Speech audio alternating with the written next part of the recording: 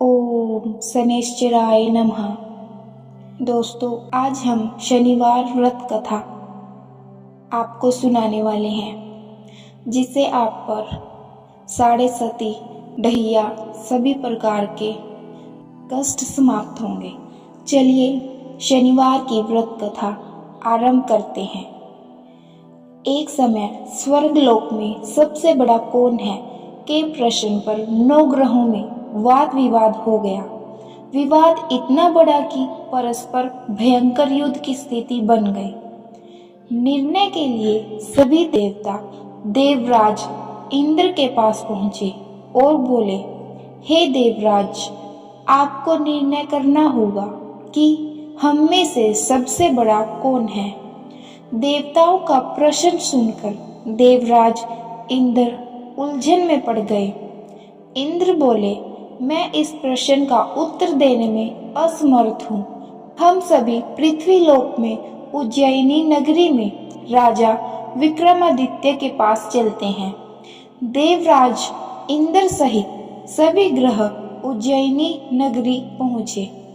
महल में पहुंचकर जब देवताओं ने उनसे अपना प्रश्न पूछा तो राजा विक्रमादित्य भी कुछ देर के लिए परेशान हो उठे, क्योंकि सभी देवता अपनी अपनी शक्तियों के कारण महान थे। किसी को भी छोटा या बड़ा कह देने से उनके क्रोध के प्रकोप से भयंकर हानि पहुंच सकती थी। अचानक राजा विक्रमादित्य को एक उपाय सूझा।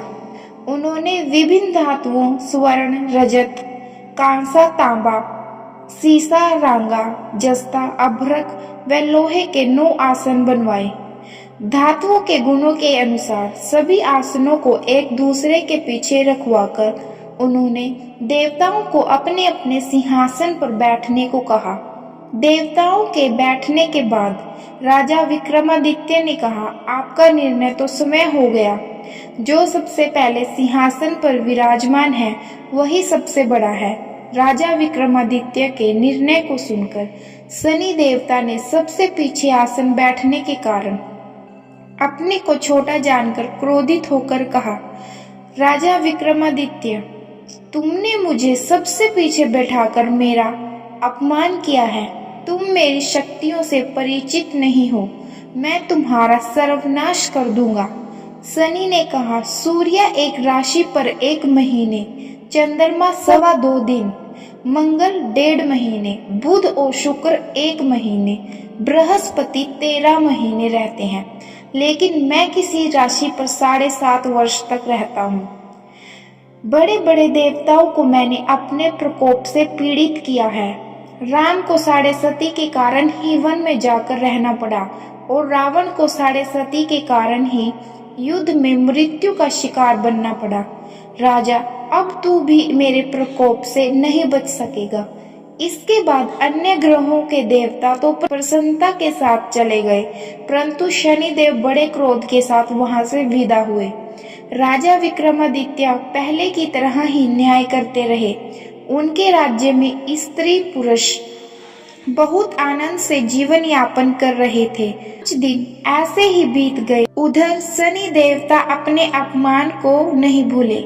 विक्रमादित्य से बदला लेने के लिए एक दिन शनिदेव ने घोड़े के व्यापारी का रूप धारण किया और बहुत से घोड़ों के साथ उज्जैनी नगरी पहुंचे।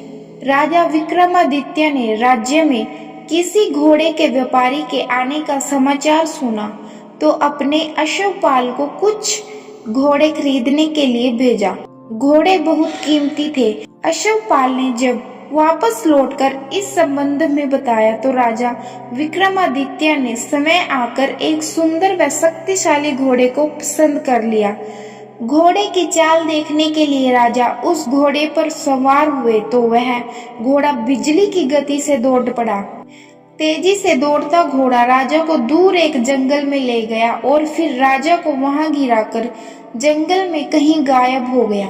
राजा अपने नगर को लौटने के लिए जंगल में भटकने लगे, लेकिन उन्हें लौटने का कोई रास्ता नहीं मिला। राजा को भूख प्यास लग रही थी। बहुत घूमने पर उसे एक चरवाहा मिला। राजा ने उससे पानी मांगा। पानी पीकर राजा ने उस चरवाहे को अपनी अंगूठी दे दी। फिर उससे रास्ता पूछकर वह जंगल से निकलकर पास के नगर में पहुंचा। राजा ने एक सेठ की दुकान पर बैठकर कुछ देर आराम किया। उस सेठ ने राजा से बातचीत की तो राजा ने उसे बताया कि मैं उज्जैनी नगरी से आया हूँ। राजा के कुछ देर दुकान पर बैठने से सेठ जी की बहुत बिक्री हुई। सेठ ने राजा को बहुत भाग्यवान समझा और खुश होकर उसे अपने घर भोजन के लिए ले गए। सेठ के घर में सोने का एक हार खूंटी पर लटका हुआ था। राजा को उस कमरे में छोड़कर सेठ कुछ देर के लिए बाहर गए। तभी एक आश्चर्यजनक घटना घटी। राजा के देखते देखते सोने के उस हार को खूंटी निगल गई। सेठ ने कमरे में लौटकर हार को गायब देखा तो चोरी का संदेह राजा पर ही किया, क्योंकि उस कमरे में राजा के अतिरिक्त और कोई नहीं था। सेठ ने अपने नौकरों से कहा कि इस परदेसी को रस्सियों से बांधकर नगर के राजा के पास ले चलो। राजा ने विक्रमादित्य से हार के बारे में पूछा तो उसने बताया कि उसके देखते ही देखते खूंटी ने हार को निगल लिया।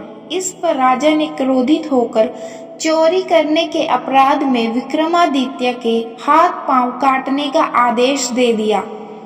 राजा विक्रमादित्य के हाथ पांव काटकर उसे नगर की सड़क पर छोड़ दिया गया। कुछ दिन बाद एक तेली उसे उठाकर अपने घर ले गया और उसे अपने कोल्हू पर बैठा दिया। राजा आवाज देकर बैलों को हाँकता रहता। इस तरह तेली का बैल चलता रहा और राजा को भोजन मिलता रहा। शनि के प्रकोप की 7.5 पूरी होने पर वर्षा ऋतु प्रारंभ हुई। राजा विक्रमादित्य एक रात मेघ मल्हार गा रहा था। तभी नगर के राजा की लड़की राजकुमारी मोहिनी रथ पर सवार उस तेली के घर के पास से गुजरी। उसने मेघ मल्हार सुना तो उसे बहुत अच्छा लगा और दासी को भेजकर गाने वाले को बुला लाने को कहा। दासी ने लौटकर राजकुमारी को अपंग राजा के बारे में सब कुछ बता दिया।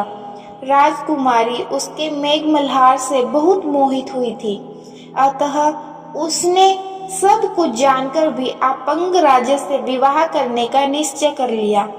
राजकुमारी ने अपने माता पिता से जब यह बात कही तो वे हैरान हो गए।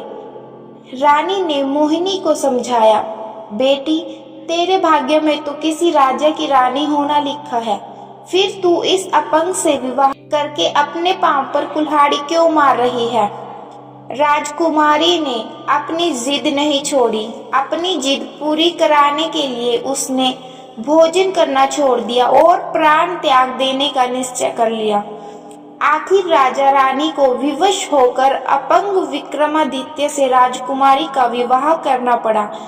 विवाह के बाद राजा विक्रमादित्य और राजकुमारी तेली के घर में रहने लगे। उसी रात स्वप्न में शनिदेव ने राजा से कहा, राजा तुमने मेरा प्रकोप देख लिया, मैंने तुम्हें अपने अपमान का दंड दिया है।